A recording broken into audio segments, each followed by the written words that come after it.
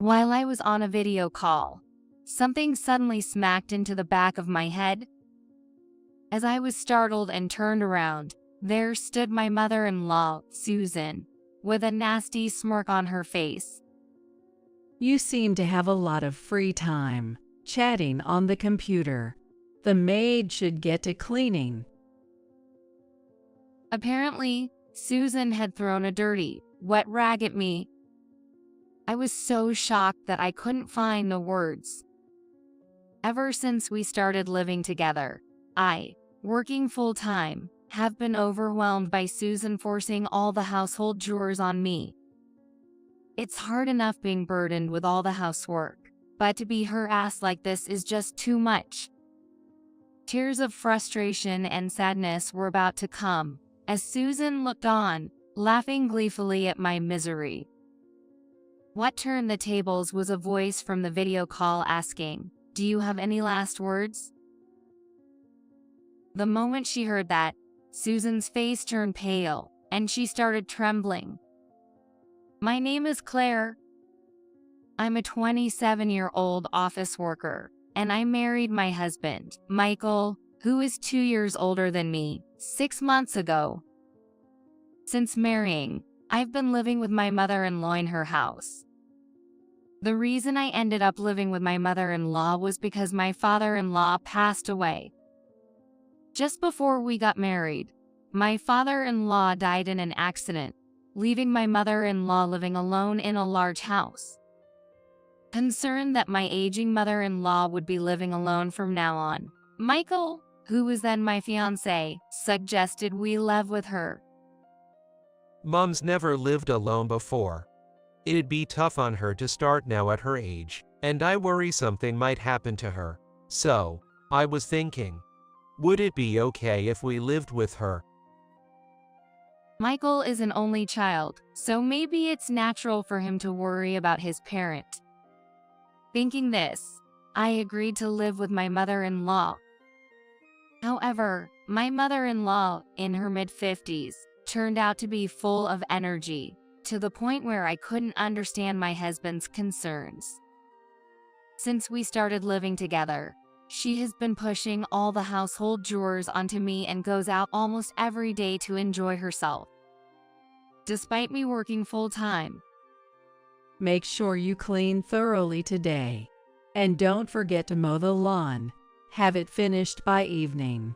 Of course, that includes preparing dinner too. Okay, I'm off." Wait, what? I have work and can't possibly do all that, Susan, and she's already gone. Naturally, with the limited time I had before going to work, it was impossible to finish both cleaning and mowing the lawn. I had no choice but to continue with the chores after returning home from work. That was my plan, but right after I returned from work, my mother-in-law came back too. She noticed that not all the chores were done and started to nag and sneer at me. "You're still not done. Honestly, you're so inefficient. What have you been doing all day? Oh, and don't use work as an excuse, please." Despite not doing any household chores herself, my mother-in-law, Susan, had the audacity to lecture me, which was honestly infuriating. But arguing back would only prolong the conversation, so I remained silent and downcast, listening to her smugly dish out one sarcastic comment after another. "Whatever. Just get dinner ready quickly. Michael will be home soon. It's unthinkable to not have dinner ready when a tired husband comes home from work." After her tirade, Susan seemed satisfied and left the area. The delay in preparing dinner was due to her long talk, a fact that left me feeling injustified as I began cooking. Thus, after only a few months of living with her, I found myself regretting the decision to live with my mother-in-law, as she continued to boss me around and make snide remarks daily. My husband, oblivious to the strained relationship between Susan and me, was busy working at the company run by his grandmother. This company, originally established and expanded by his grandfather, was being managed by his grandmother after the grandfather's death. There had been plans to pass the leadership to my father-in-law as the grandmother aged, but he passed away before this could happen. Since my mother-in-law, who had never worked in the company, couldn't take over, my husband became the successor. Michael is busier than regular employees because he is also training to take over the company, in addition to his normal duties. Until he is fully capable of replacing the president, his grandmother continues to lead the company. Being the president for many years, the grandmother is very straightforward and dislikes dishonesty, often adopting a strict attitude towards herself and others. Susan, having been strictly disciplined by her own mother-in-law initially, seems to have a fear of her, showing discomfort at the mere mention of her name. On the other hand, I found that my preferences and thoughts were similar to the grandmother's, and we got along well from the start of my marriage. Fortunately, our relationship wasn't as close as a typical mother-in-law and daughter-in-law, which perhaps helped us to quickly warm up to each other, and before I knew it, I was visiting grandmother-in-law on my own during holidays. Susan, disliking the close relationship between her mother-in-law and me, started making snide remarks more frequently after realizing how well I got along with her. Claire, I see you're close with your grandmother-in-law. She's making an effort to spend time with you despite her busy schedule. Don't you realize you're getting in her way? Maybe you should show some restraint. And perhaps to keep me from visiting my grandmother-in-law, Susan started to exploit me even more than before. I'm home. What? Dinner's not ready yet. Looks like the cleaning isn't done either. Isn't your efficiency lacking? As soon as she returned home, Susan looked down at me with a scowl. I'm sorry, but I just got back from work myself, so. I don't want to hear excuses. Just get it done quickly. For me, working full-time and sometimes doing overtime, it's impossible to manage all the household chores perfectly. I wish I could at least buy some ready-made meals from the supermarket on the days I work late, but Susan insists. I don't want to eat something that looks unhealthy. All meals should be homemade. Exhausted by dealing with Susan's unreasonable demands, I took the opportunity when she was out to talk to my husband, Michael. Susan won't listen to me. Can you talk to her, Michael? It's impossible for me to manage all the household chores by myself when we both work. We need her help. However, even when I pleaded, my husband wouldn't listen. Sorry, but I'm busy and tired from work. Can't you complain somewhere else?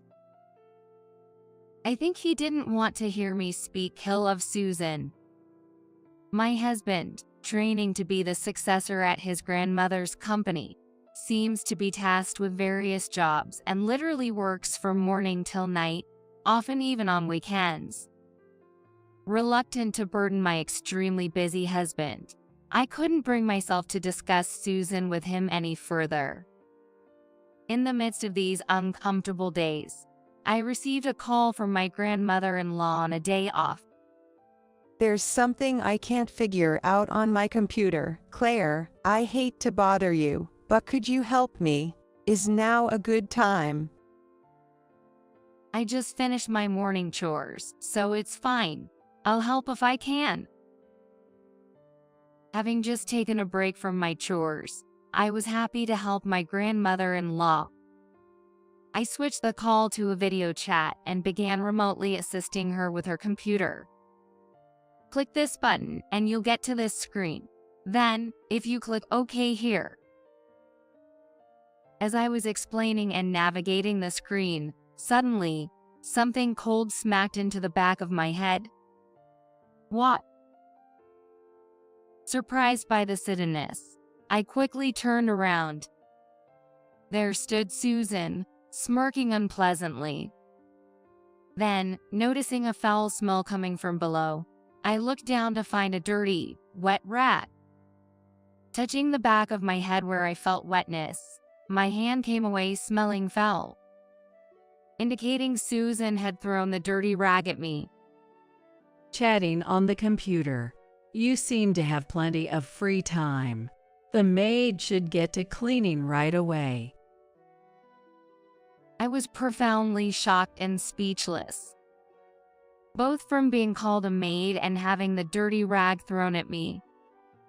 I couldn't understand any of it, including the usual harassment from Susan. Why should I be treated this way? What had I done? These thoughts swirled in my mind until I was momentarily dazed, with Susan looking down on me with a smug grin, saying nothing. An uncomfortable silence filled the house, broken only by my grandmother-in-law's voice. Is there anything else you'd like to say before we finish? Her voice came from the computer screen I was on a video call with. At that moment, Susan, realizing I was talking to her mother-in-law, went pale and began to tremble. What, that voice? Could it be you, mother-in-law? You were talking to her. It seemed Susan hadn't realized I was on a video call, as the screen showed remote control operations and not the grandmother-in-law's face. From the other side of the screen, her stern voice came through. It's not just your voice I heard. I might not know how it looks from there, but I can see everything from here. I saw you throw the rag at Claire, clear as day. Realizing her actions had been seen, Susan's face turned ashen, her mouth opening and closing in shock. Ignoring her, the grandmother-in-law might have ended the remote control session because her face then appeared on the computer screen, looking as stern as ever, glaring sharply at Susan. Really, hurling insults and even doing something as dreadful as this in front of me. What were you thinking? I think you owe me an explanation. It's not what it looks like. I was just trying to scold her for neglecting her chores. Susan, sweating profusely and flustered, responded to the grandmother-in-law's questioning. The grandmother-in-law stared at her with an icy gaze. What nonsense is this? When I called, Claire said she had finished her morning chores. Are you suggesting she lied? And even if so, what's with the rag you threw at her? Is that your idea of discipline? And how do you explain calling her a maid? Do you actually think of Claire as a maid? Enough with the jokes. Well, it's just. Susan was so intimidated by the relentless questioning that she couldn't provide a straight answer, her eyes darting around. Perhaps exasperated, the grandmother-in-law sighed heavily. Enough. It seems I need to re-educate you. I'm coming over right now, so just wait there. You know what will happen if you try to run, right? With that, the grandmother-in-law ended the video call. Susan stood frozen in front of the computer, her face a shade of desperate blue, speechless. Her demeanor was almost like how I had been earlier, stunned by the harassment I received. About 30 minutes later, both the grandmother-in-law and Michael arrived at our home. Having briefly heard from the grandmother-in-law during the drive, Michael had a stern look. Well then, let's hear again. What exactly were you thinking with all this?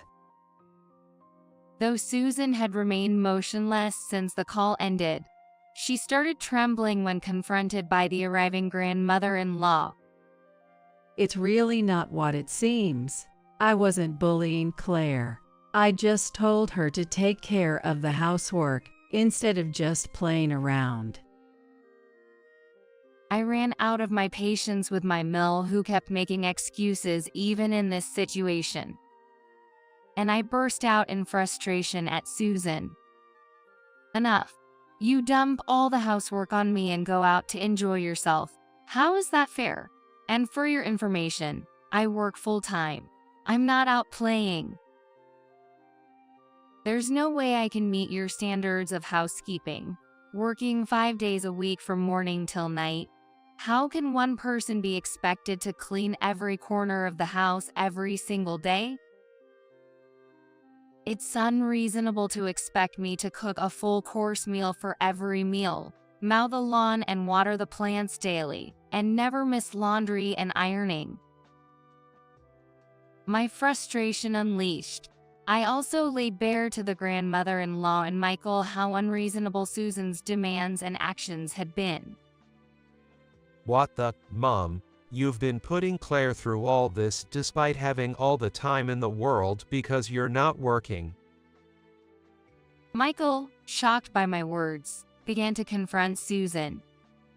With a stunned husband and a disapproving grandmother-in-law glaring at her, Susan shrank in size. Realizing Susan had nothing to say, Michael turned to me. It seems I've made a terrible mistake, Claire. I'm truly sorry for not taking your words seriously. I had no idea you were suffering like this. I just assumed Mom was handling the chores. I should have realized sooner and addressed Mom's behavior.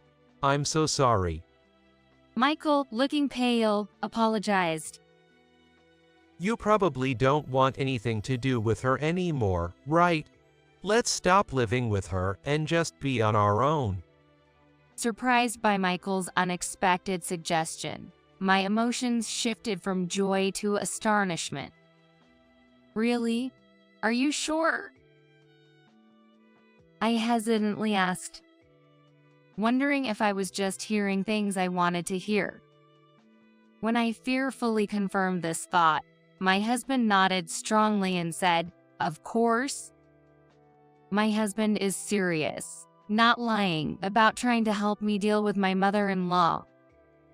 Feeling supported and relieved, tears welled up in my eyes. However, Susan, witnessing our conversation, did not seem pleased with the development and suddenly became infuriated. What's this, Michael and Claire? Both of you spouting such nonsense. Don't you know it's only natural for a daughter-in-law to perfect the housework? Serving the in-laws' home is a daughter-in-law's duty. Breaking up the cohabitation is out of the question. Susan insisted she had done nothing wrong, and that the fault lay with the daughter-in-law who couldn't manage the house properly. Her self-righteous rant was incredibly selfish. I was about to retort to Susan's outrageous claims, but the grandmother-in-law cut in sharply before I could speak. The only one talking nonsense here is you. If it's so natural for a daughter-in-law to serve her new family, then you should be the first to help out in our home. Chastised by the grandmother-in-law, Susan's previous bravado disappeared, and she trembled with fear. But, Michael, help me. I enjoy living with you, and your grandmother's house has maids, so there's nothing for me to do. Tell her I want to keep living with you guys. Susan pleaded with Michael, crying, but he looked at her coldly. Sure, having someone else do all the work while you play must be comfortable. But don't you see how hard Claire is struggling because of it? I don't care how important you think a mother-in-law is. Why can't you think of helping out? Michael's logical rebuttal left Susan biting her lip in frustration. The grandmother-in-law, witnessing this, cut Susan down further. Really? How shameful, clinging to your son like that. All right, if you're so keen on living together, then I'll live with you. Michael, arrange for the movers. Don't worry about the cost. Just make sure it can be done soon. Commanding Michael efficiently, the grandmother-in-law caused Susan to panic. Not that. Anything but that, please. Despite Susan's desperate resistance, the grandmother-in-law's chauffeur dragged her to the car and transported her to the grandmother-in-law's house. As it was, my mother-in-law was forcibly taken to my grandmother-in-law's house with only her body. Susan's screams echoed like death throes. A few days later, the movers arranged by Michael transferred all of Susan's belongings to the grandmother-in-law's house, where Susan began her new cohabitation. Susan was being strictly trained in household and company chores by the grandmother-in-law. Is that all you've done? You're too slow. At this rate, you'll never finish. Hurry up, then get home to start dinner. I can't take it anymore. Susan, overwhelmed by the variety of tasks, lived a miserable daily life. As an aside, Susan had a habit of overspending and had used up most of her husband's inheritance. Thus, no matter how much she disliked the grandmother-in-law's house, she couldn't afford to find a new place and move out. Once, Susan tried to flee and sneak into our home. However, Michael had changed the locks right after evicting her, so her key no longer worked. Realizing this, Susan banged on the door, shouting, Michael, help me. Let me in. Please hide me. Despite Susan's loud pleas, Michael and I ignored her until the grandmother-in-law arrived to take her back. Since then, we haven't seen Susan. Living alone in the spacious in-laws' home, Michael and I were relieved of stress and enjoyed our freedom. Perhaps the elimination of stress helped, and in time we were able to have a child. Awaiting the child's arrival, I now live a very peaceful life.